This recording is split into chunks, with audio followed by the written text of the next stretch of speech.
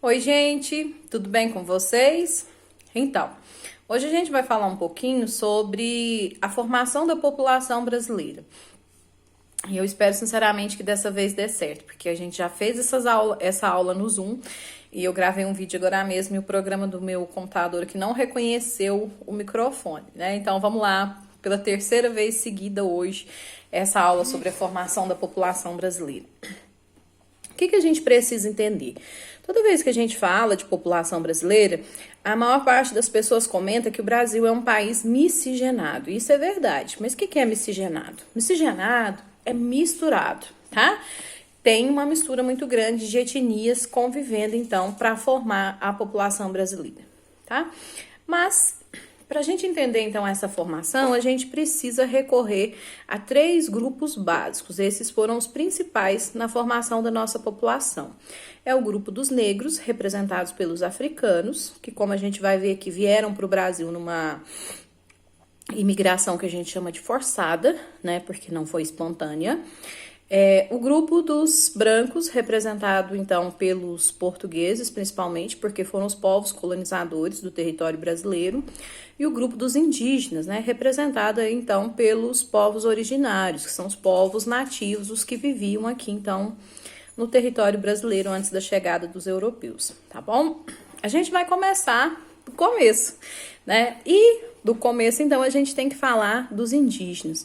Pessoal, não existe um número certo, né? Existem algumas divergências a respeito do número de indígenas que viviam aqui no nosso território.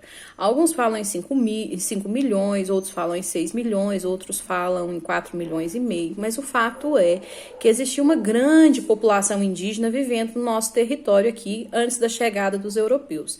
E quando eles chegam, né, a gente já tem mais ou menos uma noção disso, vocês já estudaram lá um pouquinho história, vocês sabem que existe, então, um acordo, né, com esses indígenas. Os portugueses, então, vão trabalhar num sistema aí que a gente vai dizer que é o sistema de escambo, né? Os nossos indígenas, eles não trabalhavam metal, eles viviam nas suas comunidades numa cultura de subsistência, né?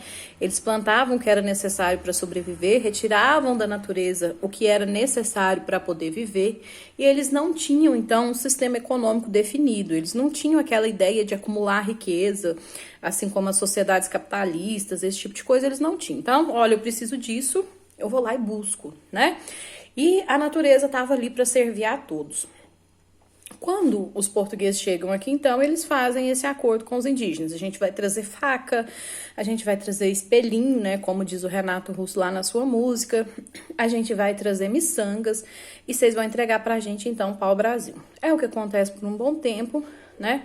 E os índios, então, vão estabelecendo esse relacionamento com os portugueses. Quando se percebe a necessidade de ocupar o nosso território, que vem, então, a divisão lá nas capitanias hereditárias, os portugueses, eles começam, então, um processo de escravização desses indígenas. E não vai funcionar muito bem. Primeiro, porque o índio, ele não estava acostumado a essa longa jornada de trabalho, ele não estava acostumado a essa vida tão difícil, essa luta para acumular alguma coisa que ele não ia utilizar depois, né? Que sentido fazia para ele, então?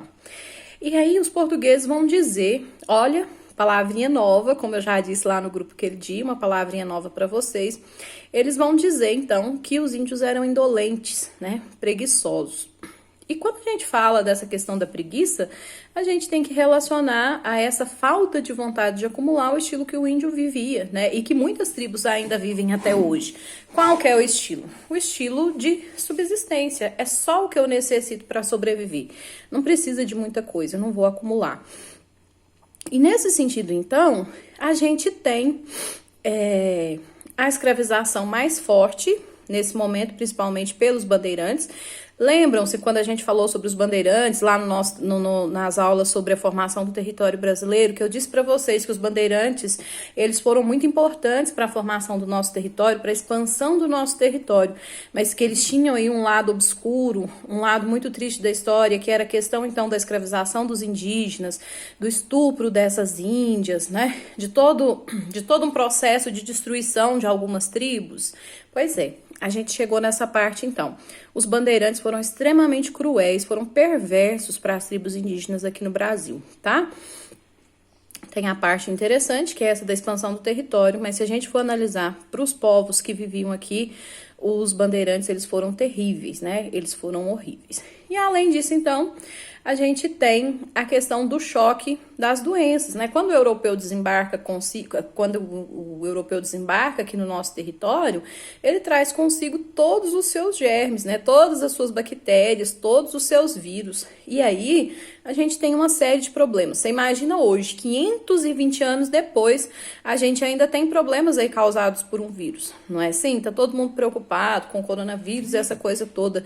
Os índios, eles não tinham tido contato com o vírus da gripe, por exemplo. E aí, quando esse vírus chega, pelo simples contato com o colonizador, muitas tribos vão ser devastadas, elas vão desaparecer, porque as pessoas vão adoecer e vão morrer muito facilmente, né? Então, a gente tem também a questão do suicídio, porque muitos índios não vão tolerar essa situação de submissão, essa situação de escravidão e vão se matar.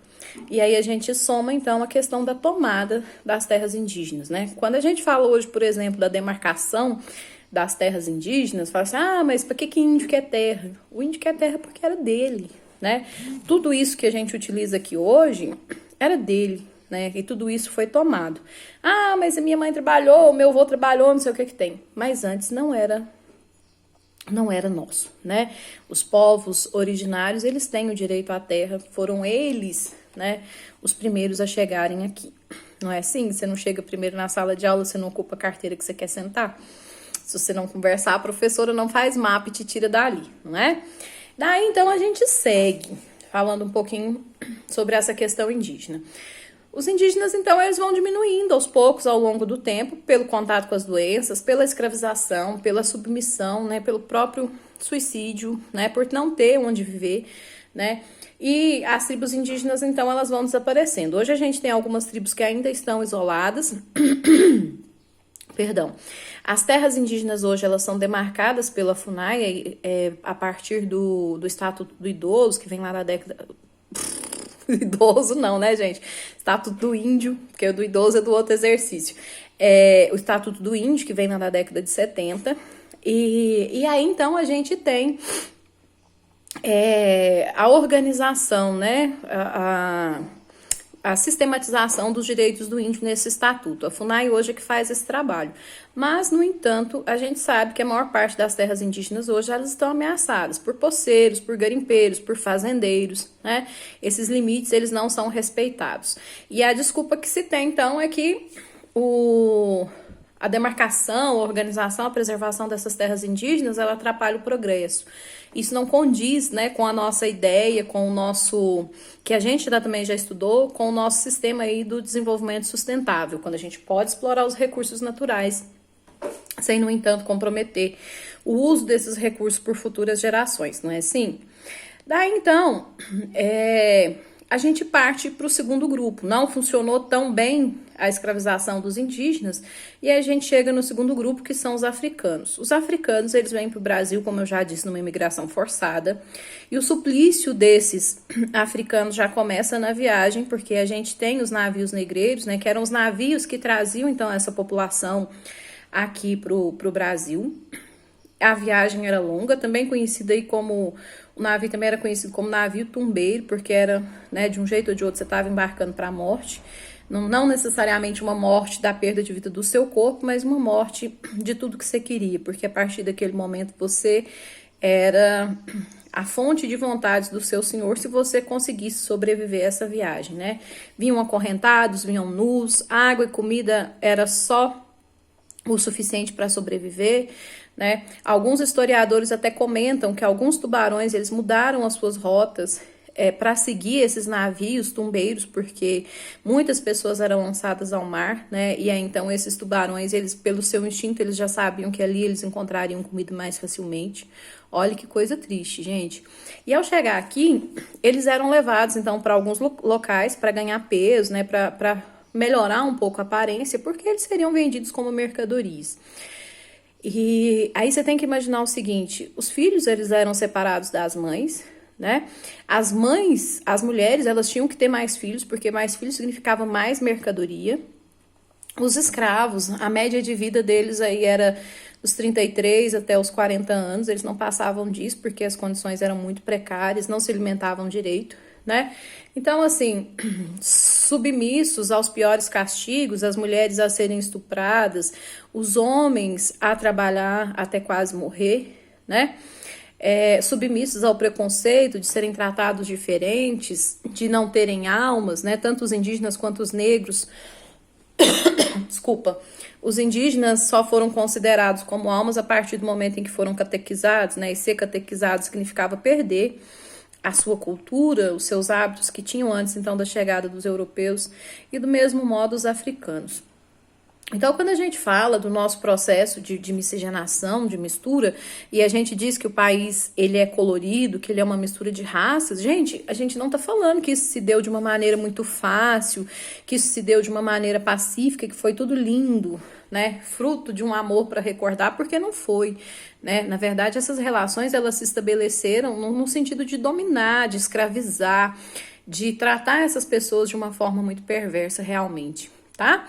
Inclusive até as mulheres brancas, né? Porque a gente já estudou um pouquinho o papel da mulher na sociedade, quando a gente falou lá da diminuição das taxas de natalidade, e aí vocês viram então que a mulher, ela não tinha vontade, né? Ela estava sujeita a essa vontade do pai e depois a vontade do marido. Então, todas as vezes que a gente fala desse tipo de mistura, desse tipo de formação da população, a gente tem que lembrar que essas mulheres, elas sofreram muito, né? Justamente por não terem voz. Se as mulheres brancas já sofriam, você imagina as negras e as índias, né? O tanto que elas sofreram também. Daí a gente chega... O Brasil foi o último país a abolir escravidão. A gente teve mais de 300 anos de escravidão. Imagina aí essa situação. E a gente chega num momento, então, em que a princesa Isabel, ela assina a Lei Áurea, né? Por pressão de alguns segmentos, por pressão da Inglaterra, aquela coisa toda. Não foi uma coisa tipo, nossa, hoje eu acordei linda e loira e vou assinar a Lei Áurea, vou libertar os escravos, eu tô muito boazinha. Não, né? Ela cede a uma grande quantidade de pressão e também a necessidade que o nosso país tinha de se industrializar, né? Porque quem não recebe salário não compra, não é assim? E aí quem não compra não movimenta essa economia, né? O Brasil não teria então um mercado consumidor tão forte.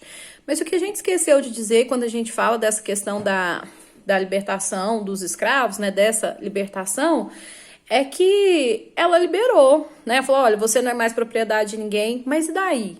Os escravos, né? Nesse caso, então, os ex-escravos não tiveram direito à educação, não tiveram direito a se profissionalizarem, não tiveram direito a ter um casamento interracial, não tinha direito à moradia, não tinha direito a uma alimentação de qualidade. Então, na verdade, eles foram relegados, eles foram jogados a uma situação, às vezes, até pior, porque antes você estava numa casa, você tinha comida. Você tinha um lugar para poder viver, apesar dos castigos, apesar de todo o sofrimento. E alguns depois foram lançados na rua, né? Não tinha o que fazer. As manifestações culturais negras, elas foram colocadas na marginalidade, como, por exemplo, a capoeira, né? Que hoje é patrimônio cultural do Brasil, né? Patrimônio cultural afro-brasileiro. Quando a gente observa um tempo atrás, era proibido, né? Se tivesse uma roda de capoeira, ia todo mundo preso. Então, assim... Durante todo esse tempo, né, desde 1888 até os dias atuais, o que a gente percebe é o seguinte: não foi dado à população negra as mesmas oportunidades que foram dadas à população branca. Ah, professora, mas existe gente que é branca e é pobre? Existe. Né? Mas quando você analisa os indicadores sociais, você pode perceber que a maior parte da população pobre é negra, a maior parte da população carcerária é negra, a maior parte da população que abandona os estudos é negra, né?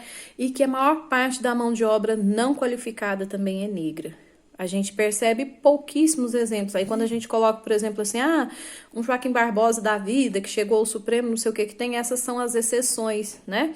São exemplos muito bonitos, mas são exceções, porque a maior parte da população negra não ocupa lugares de destaque na nossa sociedade, infelizmente, né?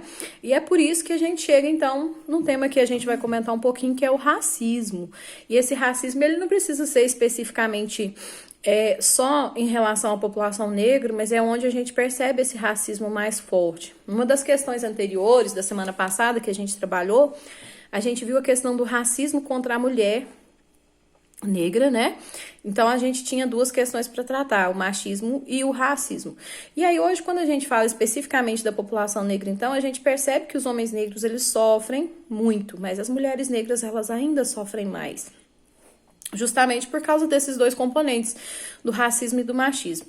Então, quando a gente fala em trabalhar por uma sociedade mais igual, e quando a gente diz que o nosso país é miscigenado, não significa que não exista racismo, não. Ele existe, ele é muito forte, ele pode vir disfarçado em algumas expressões, né? O ano passado eu trouxe as expressões para os meninos e vou mandar para vocês na semana que vem, né? Que são do nosso cotidiano e que às vezes as pessoas utilizam sem sentir, né? Expressões como denegrir, como criado mudo, né? Como fazer nas coxas, como trabalho de preto, como da cor do pecado. Eu vou mandar essas expressões para vocês a semana que vem, vocês vão entender a origem dessas expressões, vocês vão ver o quanto o racismo ainda está infiltrado, o quanto ele ainda está penetrado, entranhado na nossa sociedade, tá?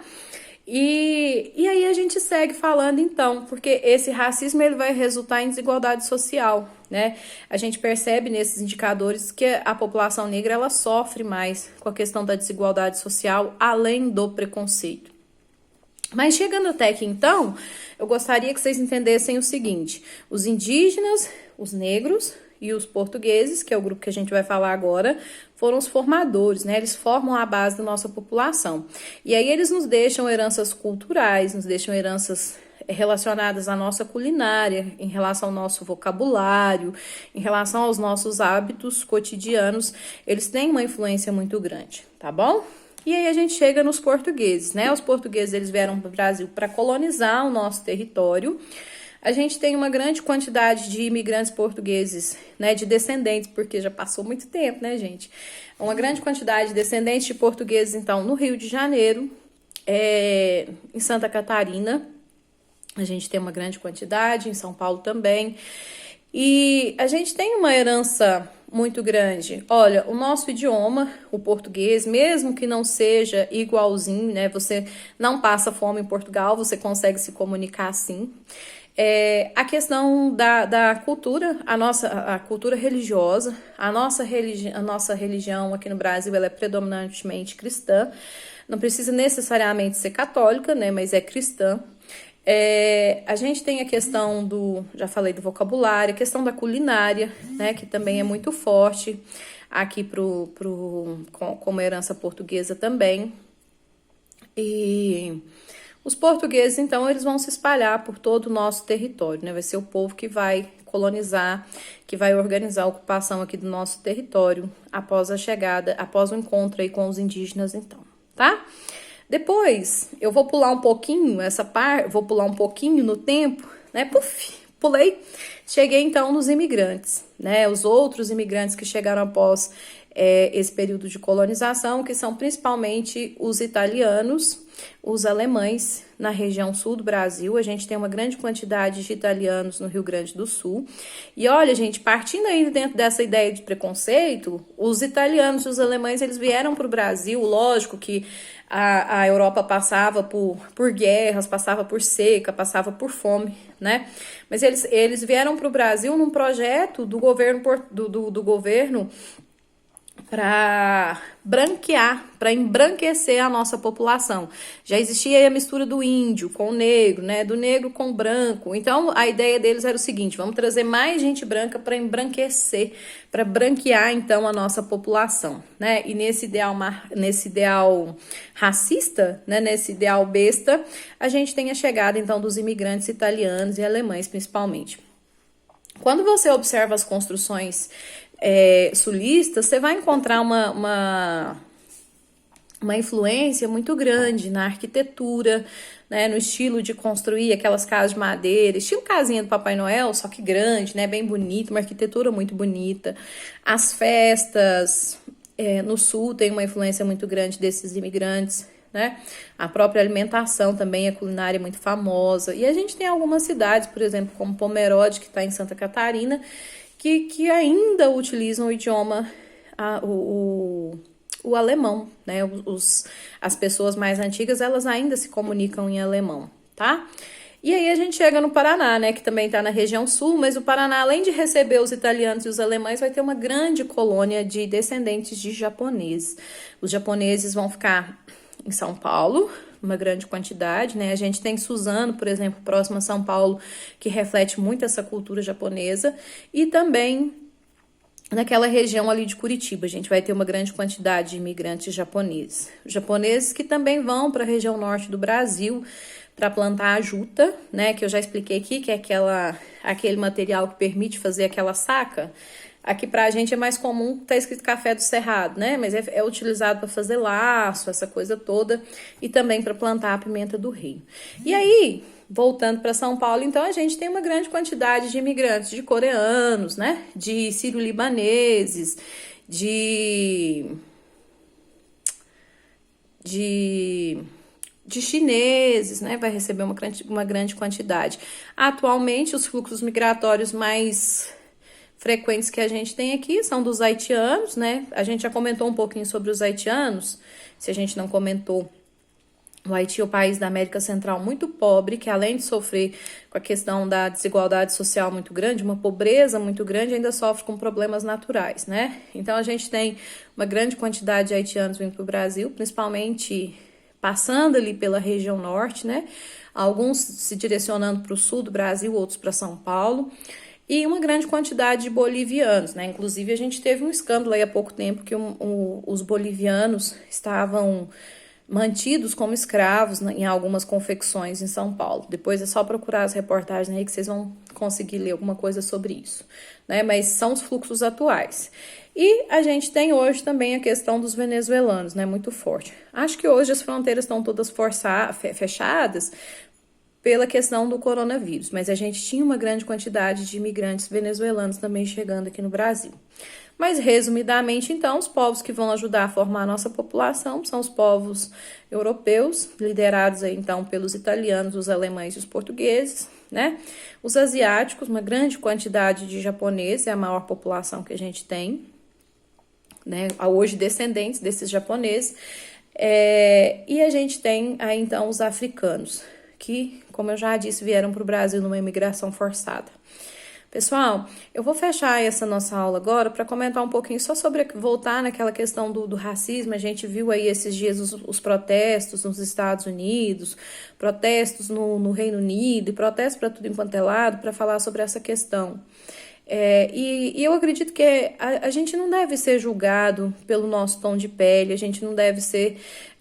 primeiro que a gente não deve ser julgado, né?